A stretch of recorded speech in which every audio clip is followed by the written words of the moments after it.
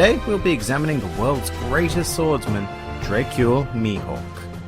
Dracule Mihawk is a rather serious looking fellow who was once the rival of red-haired Shanks. The two of them used to duel regularly, with their battles said to echo throughout the Grand Line. However, this rivalry ended once Shanks lost one of his arms in East Blue.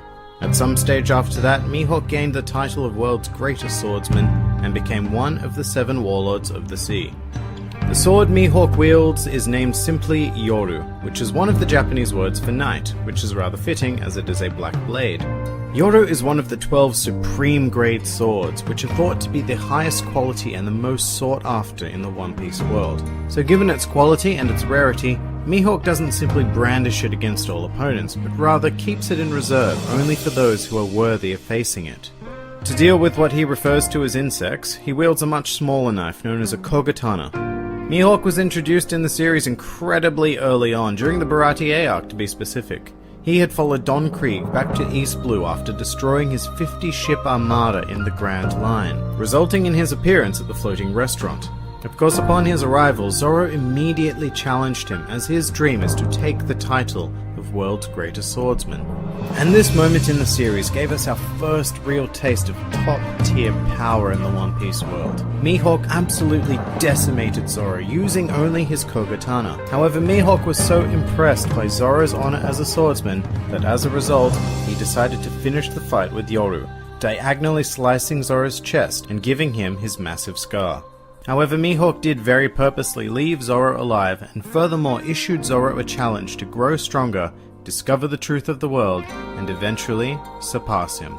Mihawk then returned to the Grand Line, deciding it was time for a nap, and the fact that he can just casually stroll into the most feared sea in the world for a nap is incredibly telling of Mihawk's strength. He seems to generally prefer to spend time alone, and even lived in an abandoned Gothic castle all on his own for quite some time.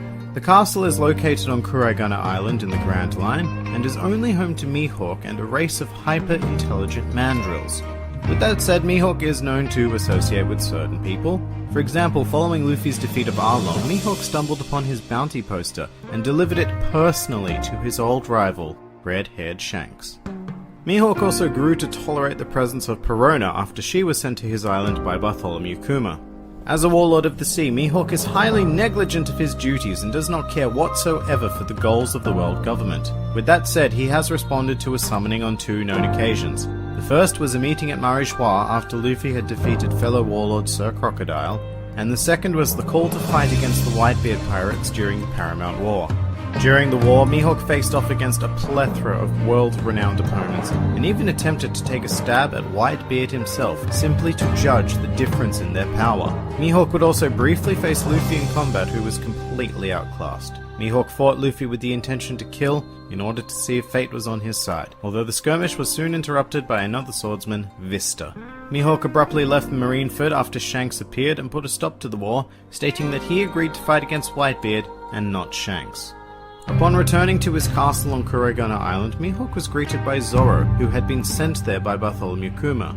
Zoro had been attempting to leave the island, quite unsuccessfully due to the hyper-intelligent mandrills, and eventually, after defeating them, begs Mihawk to train him. And in an uncharacteristic show of emotion, Mihawk laughs wildly at the idea of training a swordsman whose goal is to beat him. However, he did recognize and respected Zoro's resolve to put his own dreams aside for the sake of his captain and agreed to train him. Following the 2-year time skip, Mihawk hasn't appeared in the series save for a cover page where he was shown tilling the land of Kuraigana Island with Perona and the mandrills. Some more fun facts about Mihawk. Mihawk is the first of the 7 warlords introduced in the series, and he is currently the only warlord who has not had their former bounty revealed. As with all original warlords of the sea, Mihawk was designed with an animal in mind, in this case being a hawk.